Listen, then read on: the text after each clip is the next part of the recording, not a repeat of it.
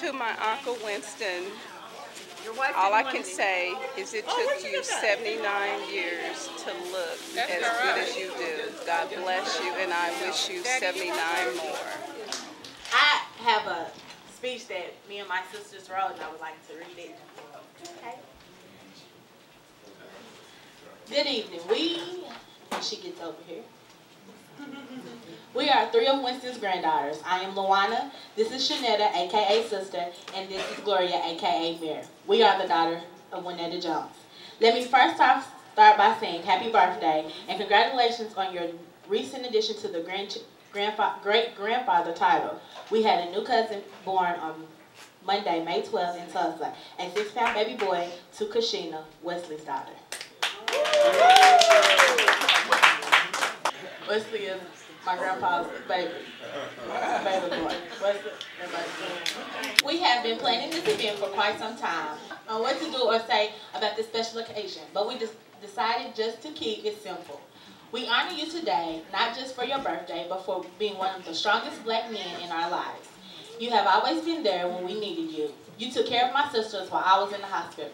My sisters often joke about how you would take them to eat at a buffet before you brought them to the hospital. I think it was Corey, Jason, Mira's sister. I don't know if it was Mira's sister that would ask how long did they have to sit, and Corey and Jason teased them and said, you know, Papa was saying it's a buffet.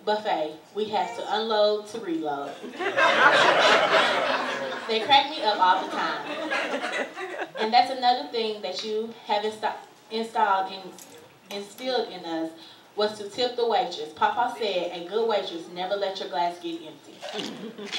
We have heard many of stories about college life, how college life was. I think if you ask any of your grandkids, we could tell you about how you used to have to run over the bridge to the brick wall and count how many bricks in the wall and run back. He also played football while attending Langston, and where he got his nickname, Headquarter. We tease Mama and Wesley all the time about their big heads. You can tell Papa's kids by that Tollett head.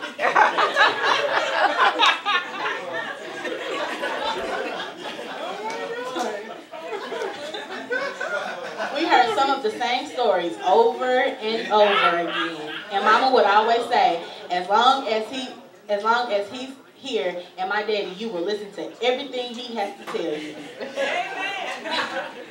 And in case you didn't know, my Papa was quite the ladies' man. Papa had 2 families in one town at the same time. Papa was a Rolling Stone for real. That's the joke we always say when we get together and flirt, where we get our flirting ways from our mother, who in response says, it's in your blood because I got it from my daddy. Or here's another story that explains just that. While he was at Langston, he pledged and crossed Kappa. And while they were pledging, the big brothers tried to embarrass by making them sing out in front of the girls' dorms. Now, mind you, Papa is a ladies' man, but he is not the soloist, by far. So we asked him, Papa, did you get the girls to come to the window? He said no, but my line brother did. I still look better than he do. On a more serious note, you have always taught us that education is important and often paid us for our good grades. He has never missed a graduation. As a matter of fact, he was just at my graduation this morning in Langston. As you can tell, the stories about Langston paid off. We love and appreciate our grandfather. He never fails to tell us how pretty we are and that he is very proud of us. He also taught us that we are only as strong as we will allow ourselves to be, and to never hold our tongue. He says, always speak what you feel for these things, Grandpa. We love you and respect you for being the strong male in our life. Because of you, we are the strong black women. We can't ask for a better man, Winston Tollett, to be our grandfather. Oh, praise the Lord. That's good. Happy birthday, Uncle Winston. I'm the young one. From across the track. But like Winston said, I love my dad. My dad has taught me the birds and the bees. When I first went to Dallas, it took us 5 hours to go to the store and get some soap. Charlene asked, where y'all been? My daddy said, we went to the store.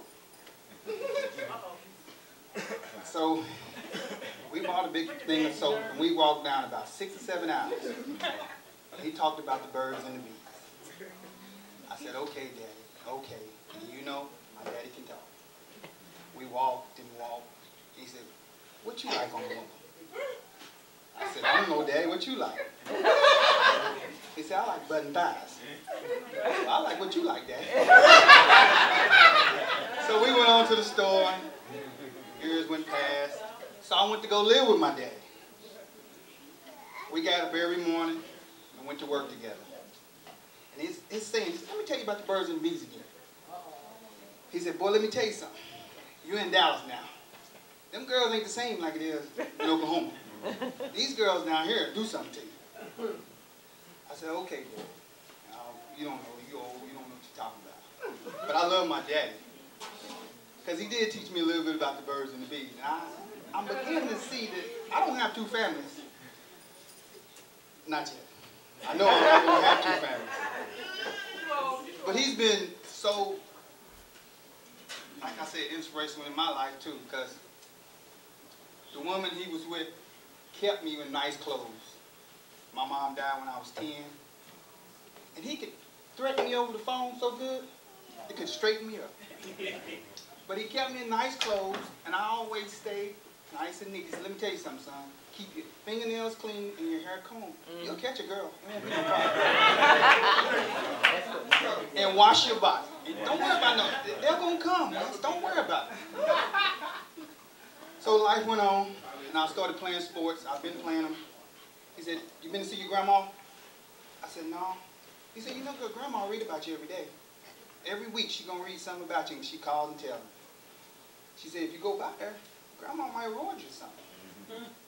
So I looked in the paper myself, so my name was in the paper, Winston Tollett. I shopped at my grandma's. Knocked on the door. Come on in here and sit down. She handed me like $10. I slid it in my pocket. We talked a little bit. Next day, you go by your grandma's? Yeah. She give you anything? Oh, Daddy, she ain't give me nothing. You lying, boy. I know she gave you something. So life went on. She said, you need to go by your grandma's more often because she reads the paper. She know about you more than you do, boy. So my daddy has always been there for me. Like I said, he lived down that road, but he could threaten me over that phone so good that I don't know if anybody else daddy could threaten him like that.